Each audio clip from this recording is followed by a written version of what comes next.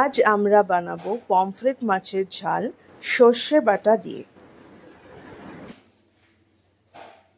Pomfret মাছটাকে ভালো করে প্রথমে নুন, হলুদ, অল্প লাল লঙ্কার গুঁড়ো, কাশ্মীরি লঙ্কার গুঁড়োরও আপনারা ইউজ করতে পারেন, সেটা দিয়ে আর হালকা সর্ষের তেল দিয়ে আমরা ম্যারিনেট করে 10 মিনিটের জন্য রেখে দেব।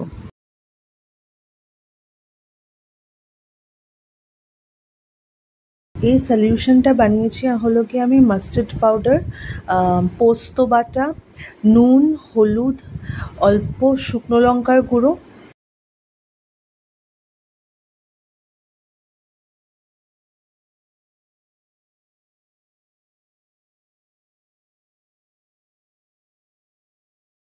আচ্ছা আপনাকে সর্ষের তেলে রান্নাটা করতে হবে, পুরোপুরি মাস্টার্ড অয়েলই ইউজ হবে এটাতে, বিকজ মাস্টার্ড অয়েলের একটা ঝাঁঝ থাকে, তো তেলটা আমরা গরম করব, তারপরে ম্যারিনেট করা মাছটাকে আমরা তেলের মধ্যে ভাজতে ছেড়ে দেব।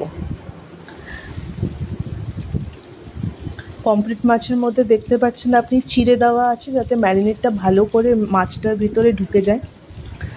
সো আমরা দুটো করে মাছ ভাজবো একই সময়, মাছের সাইজগুলো একটু বড় হয় যাতে ঠিক সমানভাবে মাছটা ভাজা হয় দুটো সাইড থেকে।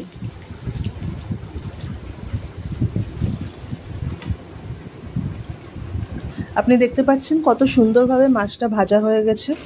আমরা 2 পিঠ করেই মাছটাকে ভেজে নেব।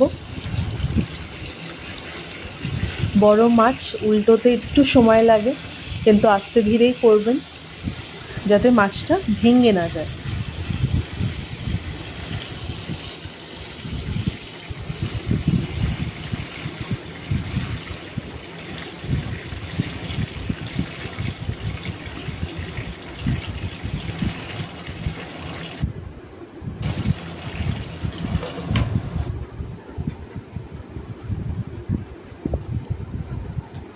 সব মাছগুলোকেই আপনারা এইভাবে ভাজা করে নেবেন। আচ্ছা, এখন যে তেলটা বেঁচে রয়েছে সেটার মধ্যে আমরা পুরো রান্নাটা করব। আমি দেখতে পাচ্ছেন আমি কালো জিরা ফোড়ন দিলাম আর কাঁচা লঙ্কাগুলোকে মাঝখান থেকে চিড়ে আমরা কাঁচা লঙ্কা ব্যবহার করব আর অল্প কালো জিরে ফোড়ন দেব।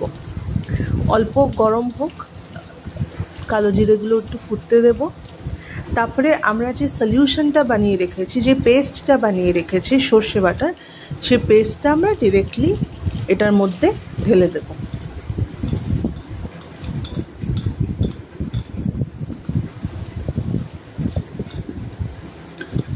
নুন আপনারা আপনাদের স্বাদ মতন ব্যবহার করতে পারেন। আমি নর্মাল যতটা দরকার অতটাই নুন ব্যবহার করেছি, অল্প চিনিও ব্যবহার করেছি যাতে টেস্টটা ভালো করে এনহ্যান্স হয়ে আসে। আচ্ছা, এই মিক্সচারটাকে আমরা তেলটার মধ্যে ভালো করে মিশিয়ে নিয়ে ঢাকা দিয়ে দেব। আর আমরা দেখব যে তেলটা যাতে এই পুরো মিশ্রণটার থেকে বেরিয়ে আসে, এটাই আমাদের দরকার।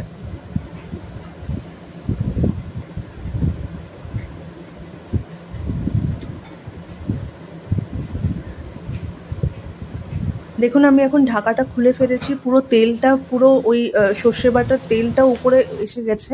এটাই আমাদের চাই, পুরো মিশ্রণটা যাতে ভালো করে ভাজা হয়ে যাক।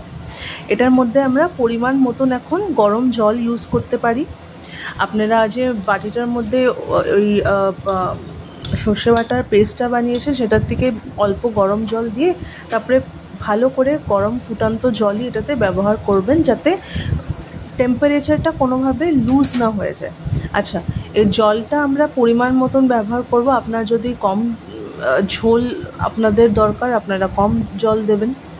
আচ্ছা, আমি এই জলের মধ্যে এখন এক এক করে আমি মাছ ভাজাগুলো দিয়ে দেব যাতে প্রতিটা মাছই ঝোলটার মধ্যে কভার হয়ে যায় আর পুরোপুরি নিজের যে ফ্লেভারগুলো আছে ঝোলটার মধ্যে বেরিয়ে আসে।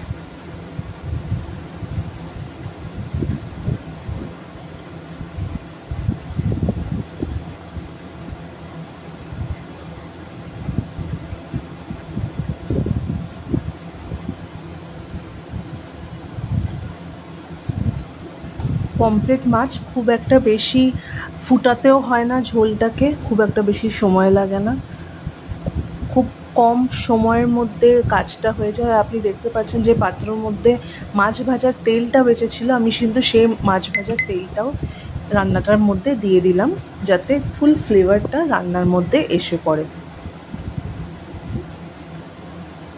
এখন আমরা জাস্ট অপেক্ষা করব জলটা যাতে ফুটে আসুক, ঝোলটা যাতে ফুটে আসুক, আর ঢাকা দিয়ে দেবো এখন আমরা এই স্টেজে।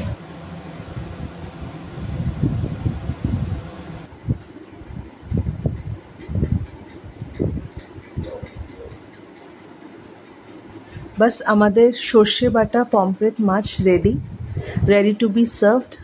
আমরা গরম ভাতের সাথে, প্লেন রাইসের সাথে এটা খাওয়ার ব্যাপারটাই আলাদা, আমরা প্লেন রাইসের সাথেই খাওয়া এটাকে উচিত। থ্যাংক ইউ এই রেসিপিটা দেখার জন্য।